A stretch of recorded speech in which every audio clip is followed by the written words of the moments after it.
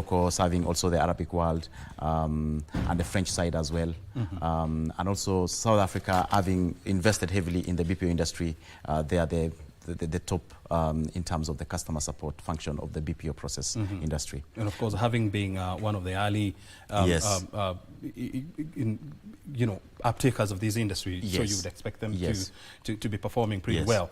But also help me understand things. I mean, when you look at the countries like Egypt, Morocco, and you put it well, I mean, they have the advantage of being French speakers as well as Arabic. But on the other side, we have always boasted about having the advantage of having one of the best English speaking population, in Africa. So why is South Africa beating Kenya in terms of customer experience? South Africa is beating Kenya because they went ahead in terms of setting up the capacity for these BPOs and the policies by the government. The government provided enough support for these BPOs to grow. But Kenya has emerged strongly because of their affinity to the Western world. We have very good English speaking with no accent in terms of English speaking. We beat Nigeria and South Africa in that. And that's why it's now emerging as a top destination. We also have a very highly educated workforce. Our workforce is actually right now the gold for the BPO industry. And it's because of what I told you. Most of the people that we have are graduates, people that have understood the business language and are able to support businesses across the world without being seen as not able to not able to have that capacity to do that. So when you talk about government support in South Africa, when you look at the kind of policy support that we have here in Kenya, where is South Africa beating us? South Africa government was supporting the BPO industry by ensuring that they for every BPO that was employing youths, they were given very good tax incentives. They were also given incentive to employ fresh graduates, and they will get a rebate for their tax up to close to 2 years for every graduate. The government of Kenya is trying to implement this right now. That is what is bringing in the growth that we are seeing. We are also seeing the government supporting the creation of the workforce through the Ajira digital programs, offering trainings and capacity. So this is actually bringing a big impact where it's creating the workforce that now will be channeled to the workforce now that we will be selling. That we will be these are trained workforce, not only through the academics, but also in terms of skills. So the government is using the Ajira program to be able to impact the skills, to ready these people so that they can work in that business environment that the BPO operates in. Currently, how many people are working in the BPO industry? I would say in Kenya, I could say combined with the gig economy, it could be close to around 2 million people in Kenya right now. Oh, 2 million people? Yes, working in... So that is directly and indirectly? Directly and indirectly. But the disadvantage that we have is that most of them are freelancers, and they are not, it's not well structured, and that is where we are coming in as players in the BPO industry to ensure that the companies that are looking for talent in Africa and in Kenya are not taking advantage by using just freelancers without paying taxes, without paying statutories to governments, because that is not going to grow the economy. That is not going to grow the people. They are not paying statutory, they are not paying the NHIF, the NSSF. You see, if you're paying a freelancer, you're just paying them directly. It's not guaranteed work, and it's not consistent work. So what we want to do is we want to make it consistent. We want to negotiate on behalf of these freelancers. We want to bring them into a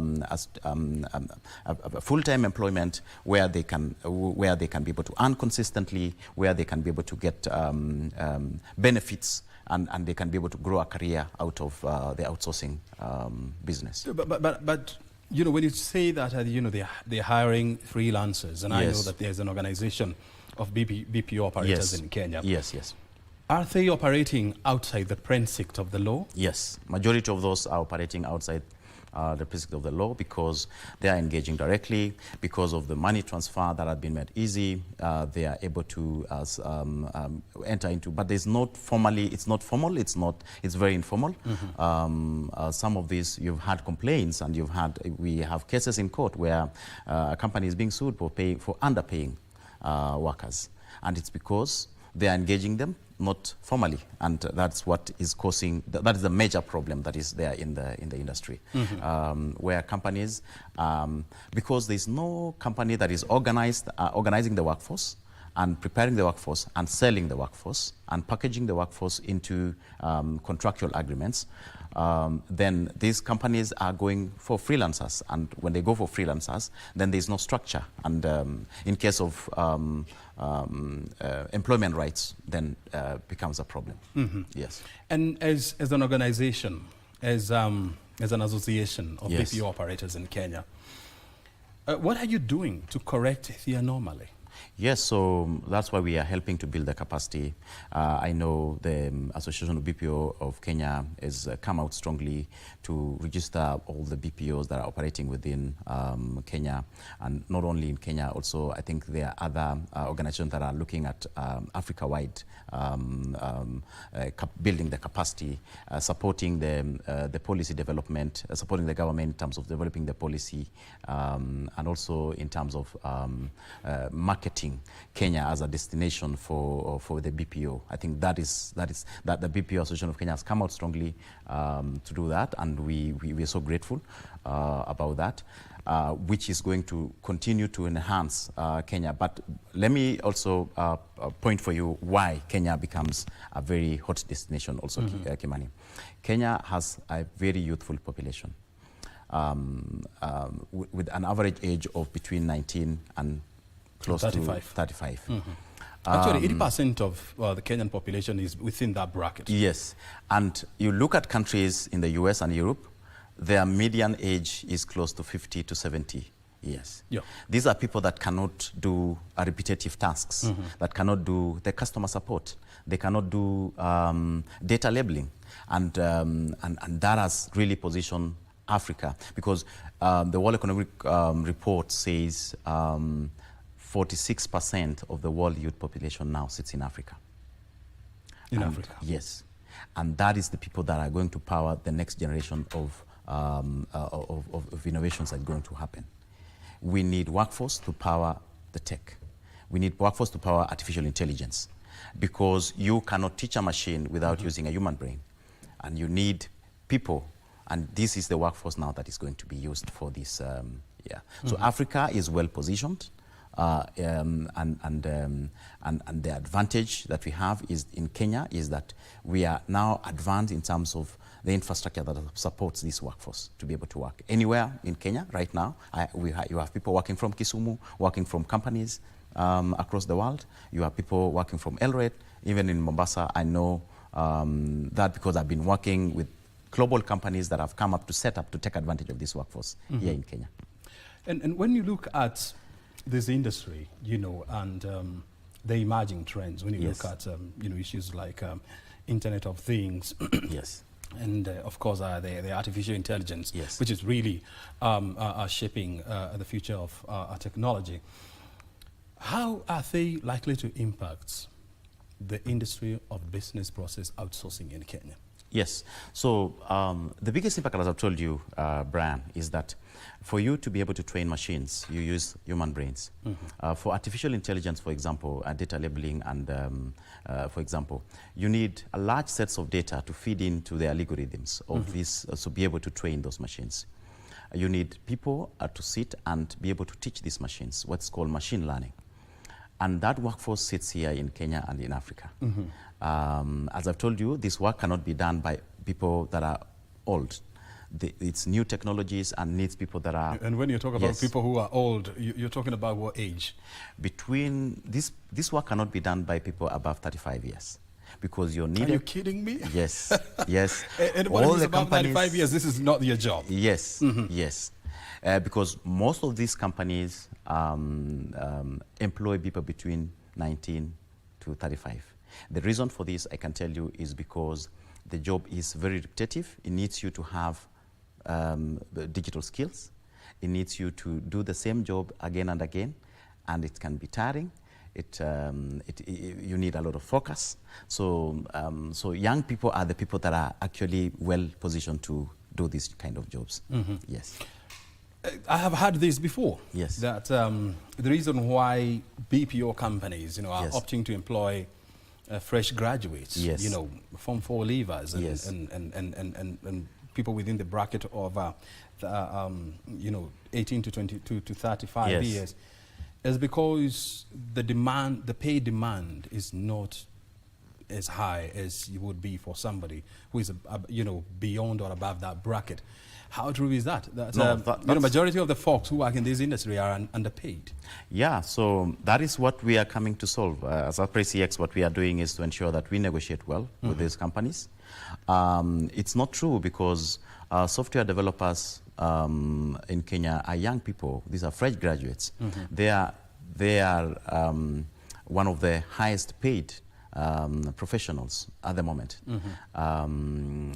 Data analysts are also well paid and well sought, actually. Many businesses are looking for data analysts and software developers and graphic designers. Those are people that are well paid.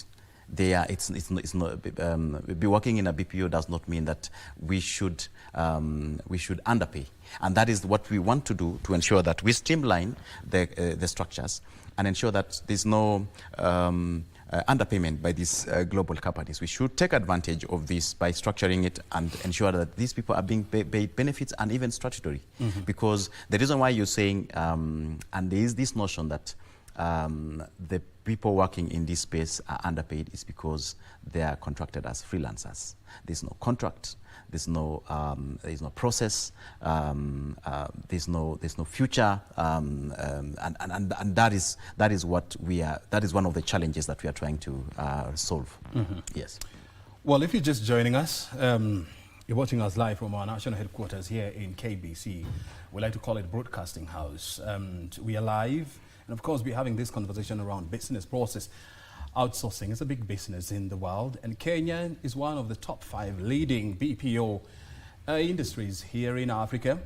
And of course, we're having a conversation around how do we accelerate the growth of this industry. When you look at Vision 2030, it identifies the BPO industry, and I'm telling you this because I've gone through it, and I have told you this many times, countless times. I mean, when you look at when the document was launched back in the year 2009, the government was very, very strategic. I mean, it just wanted to place Kenya at the heart of BPO in the world. We wanted to upset the status quo back then. The industry was heavily dominated by companies in Philippines, in China, in Thailand, among others.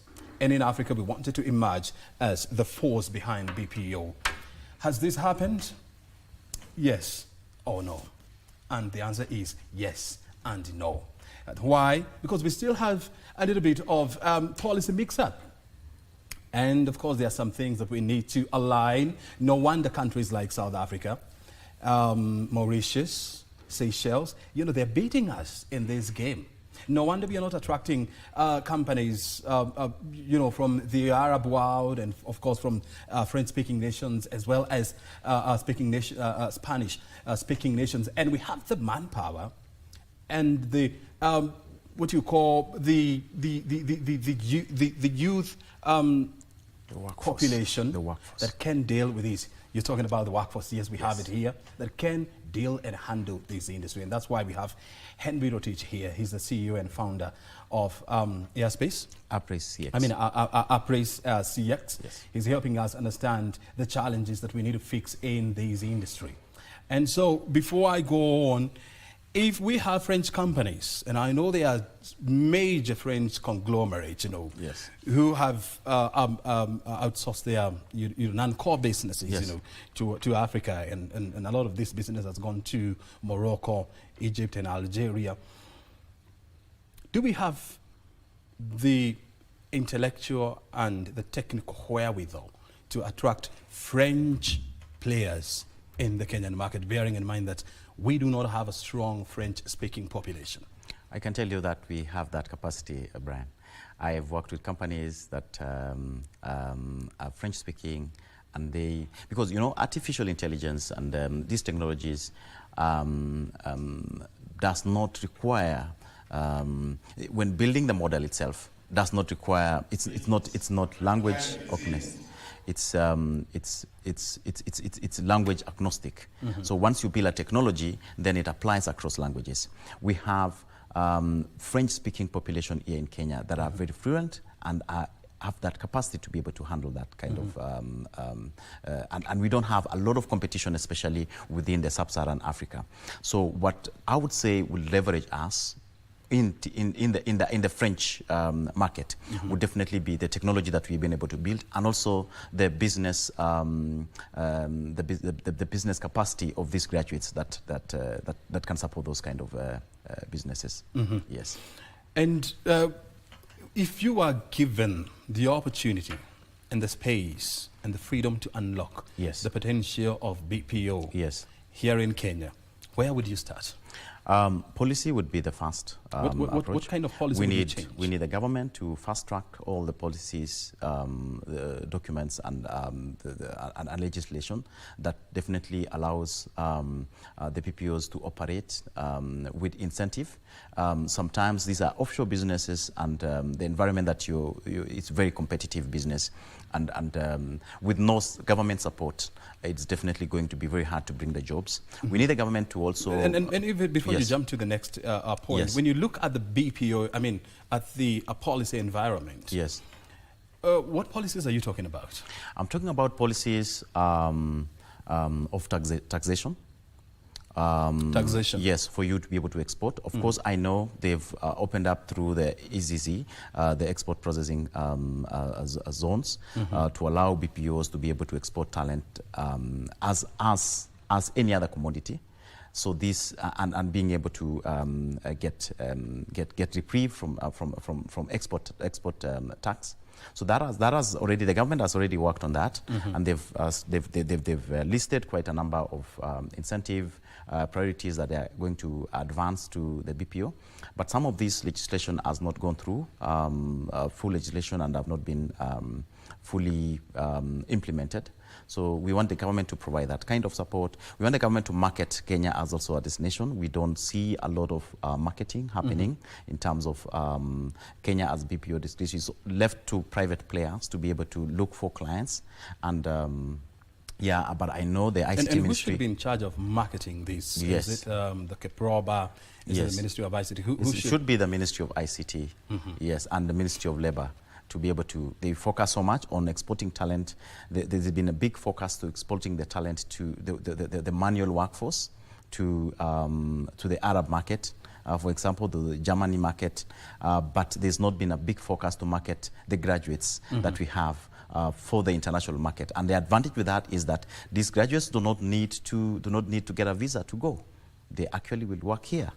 They will actually contribute to the local economy here, and they will actually grow here. So they don't have to deal with the complex and labyrinth demands of visa application. Exactly. It can just be done from here. It can be done from here. I have seen a company setting up a BPO complex in Tatu City with a capacity of about 5,000 people. That's what they say. Yes. And I'm talking about CCI International. Yes, CCI International.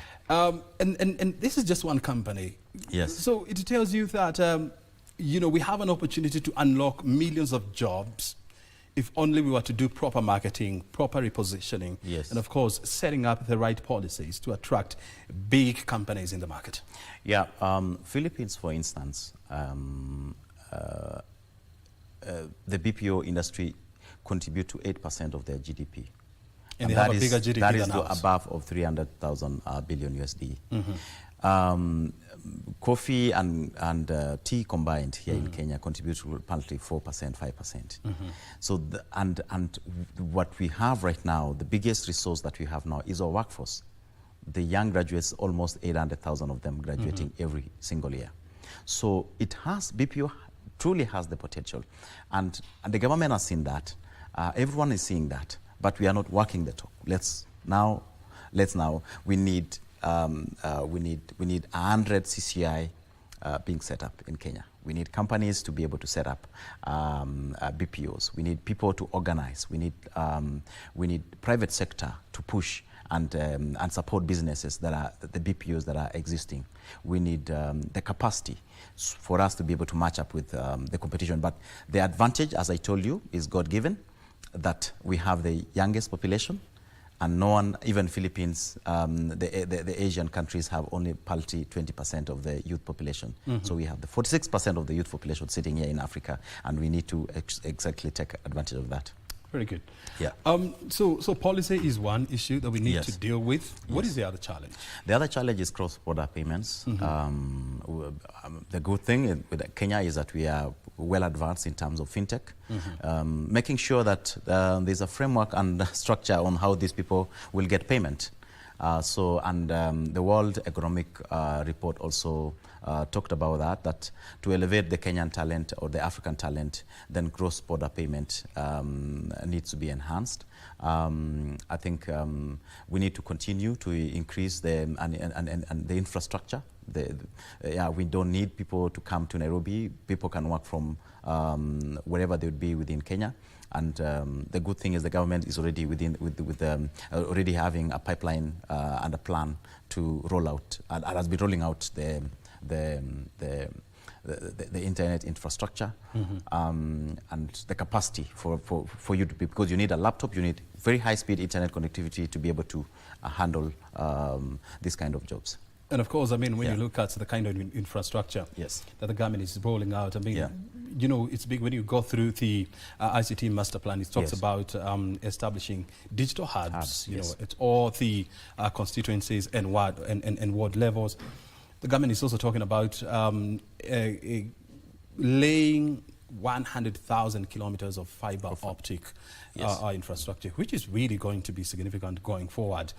And of course, the establishment of special economic zones as well as exclusive economic zones. I mean, these are some of the initiatives that the government, you know, is banking on to drive the growth of this industry. Are they enough? Yeah, this would definitely help, but should not be enough. I think the president is really focused on that, and we've seen that he's made enough contribution to ensure that this is being done through the Ministry of ICT. I know PS Tanui is really working so hard to ensure that this is being implemented. But now I think on the private sector as well, we need more companies to come up. We need to set up and support the hubs and work directly with the hubs. We need the capacity for training, not only for digital skills, but also for business skills. Like accounting is a very high paying job through the outsourcing industry. We need to build capacity for the same, and accountants in Kenya should be thinking about how they can outsource the work, not only to work with the companies that are in Kenya, because we are a small economy, and all the accountants that we are churning out in our universities will not have the opportunities within Kenya. We need to outsource that kind of things. So other industries like medicine, telemedicine is something that is growing.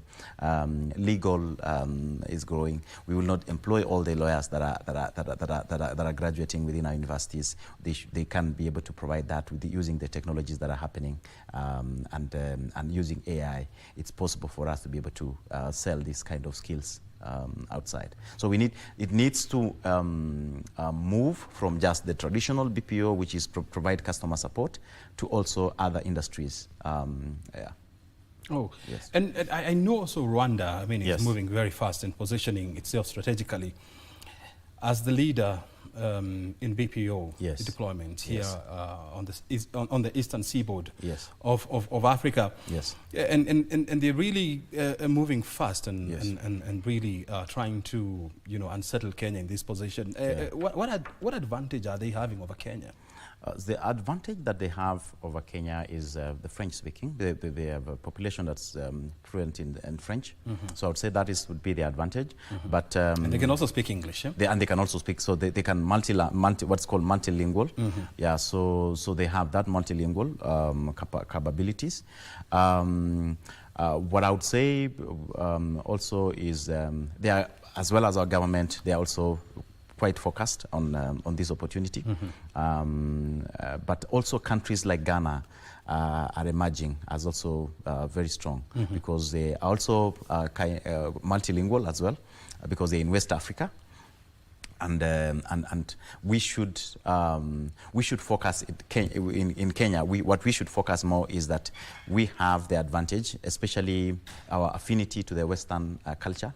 Kenyans are known to be able to speak fluently and easily fit in to the American and the European culture than any other country across. Yes.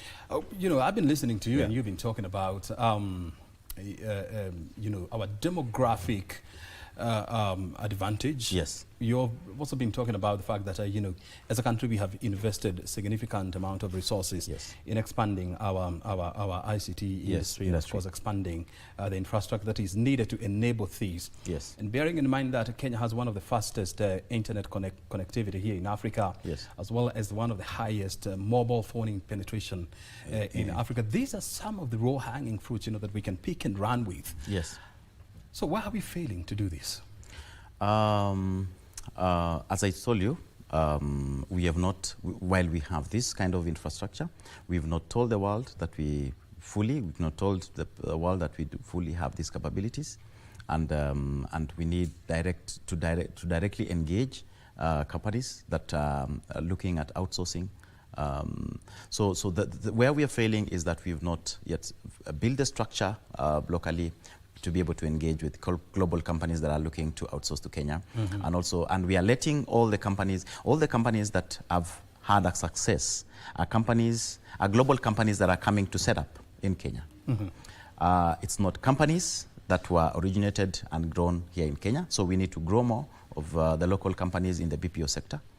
We need to we need more of what you talked about, CCI. We need 100 of them, as I told you. That would definitely help us to really, because as a destination, the companies that are looking to outsource are not looking at just outsourcing to one company. They are looking at outsourcing to many companies. And we have many companies here in Kenya ready to take that up. Then it will definitely position Kenya as where it should be. We should be way ahead. And that is why we are taking the steps, especially at Appraise. We are looking at providing the excellent customer experience using the workforce, which is the gold actually right now, and also using the technologies that are available. And the good thing is that most of the workforce know how to use these kind of technologies. Yes. And some of them have been actually built locally. Like Elo AI is a technology that has been used across the world. It's being used for customer support. It's an intelligent customer support application, and it can be embedded on any platform. And it was built here in Kenya, and it's being used across the world.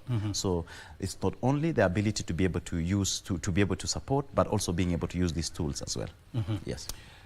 I just want you to be prophetic for a moment. Yes. And project where these industries are likely to be by the time we get to the year 2030. And I'm talking about 6 years from now. Yeah, so it's gonna, by 2030, I think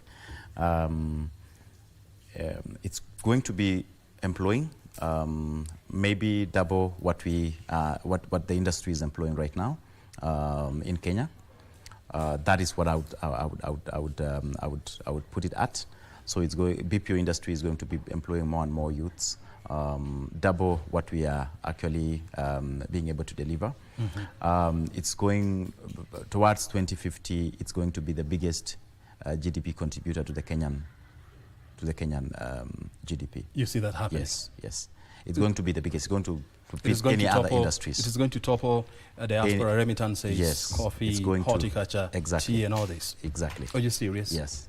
You know what, we're going to be here in the next 50 years. Yes. I mean, we may be old, but 15 years, 20 years, will come here. Because I remember Philippines, from the report, is that they started this initiative in 2000, in the 2002. Within just 20 years, it has toppled everything that contributed to their GDP, and now contributes to 8%, the highest GDP earner to their country. Mm-hmm. And the advantage that we have is that everything looks aligning to us. As I told you, the workforce, in terms of the age, it's something that we didn't plan. We didn't plan that we have the youthful population. We should take advantage of that. It was not a strategic move by us. And the tech revolution, in this tech revolution, the workforce is going to come from Africa. The industrial revolution, the workforce came from China and the Asian countries. It was their time. I would say this is Kenya's and Africa's time. This is Kenya and Africa's time. Yes. And we need to seize the moment. Yes. Do you also want to tell us anything else before I let you go? I think that is it, O'Brien. I think these huge opportunities in this industry, as we've talked about, it's going to employ many youths in thousands, and any youths that are looking at, I would say, that are looking at this program and watching KBC Channel 1, I would tell them to look for the skill sets, the skills. It's free online to be able to learn some of the skills that are needed for the BPO industry. That is from customer support all the way to software development, to data analysts. Those are the skills that will be for the future, and the future definitely will be working online. Yes. And I like the fact that you're also bringing in the aspect of the demands of the future. You know, where the future of jobs is likely to be. And I know that we still got more kids up in the house, you know, waiting and looking for opportunities, and people who are also likely to join institutions of higher learning. I mean, if you were to advise them, what kind of expertise or courses would they go for? Yeah, the ones that are coming top right now is in project management, in AI, learning artificial intelligence, in not just the traditional courses. The advantage with AI is that it's creating new jobs, and it's creating new opportunities, and things like but things like project management would definitely exist all through. Things like what I would say, data analysts is really something that is huge. Every company needs a data analyst, needs someone to look at their data and interpret and explain. So those are some of the things the trending jobs that are coming up, and I would definitely encourage anyone who wants to work in this industry. Yeah, but not only to learn the skills, but also to learn how to work in that industry. They should learn the American culture, the global culture of business. They should learn, and those are free courses. They should also learn how to manage their time, because if you're working online, no one is supervising you, and you're supposed to be delivering the work, then definitely you need to know how to manage your time. And those are free courses that are online. You don't need a university to do those. And definitely you'll be ready for the market. Yeah, I mean, I like the fact that we've been having this conversation. Of course, you're giving more ideas to young people, on what kind of technical expertise they should go for, even as they think about their future. Yes, Henry Rotich, we can go on and on all day. Unfortunately, we've never had the luxury of time on screen. Yeah. It was nice to see you. And of course, let's keep on talking so that we can drive the growth of this critical sector in Kenya. Yes. We still need more jobs in this country. Yes. Do you want to say something else? Do you want to say kwaheri? Kwaheri. Thank you. Asante sana. Asante.